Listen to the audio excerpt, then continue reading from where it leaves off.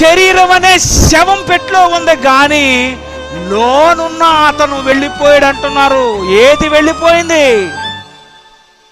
దానిని నడిపిస్తున్నది వెళ్ళిపోయింది, దానిని కదిలిస్తున్నది వెళ్ళిపోయింది.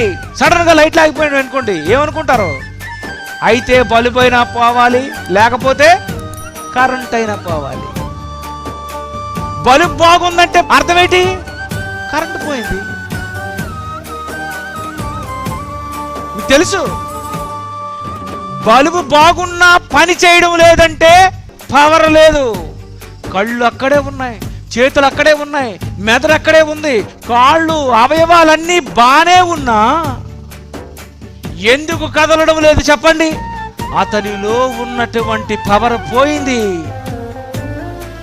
ఆ పవర్ వెళ్ళిపోయింది. అందుకే వెళ్ళిపోయాడు, లేడు, పోయాడు అంటారు. అంటే ఆ శక్తి, ఆ పవర్ ఆ శరీరంలో ఉంది కనుక అంతవరకు ఆ శరీరం పనిచేసింది అన్నది వాస్తవం. అయితే ప్రపంచంలో ప్రతి మనిషిలో ఉన్నది అదే పవర్.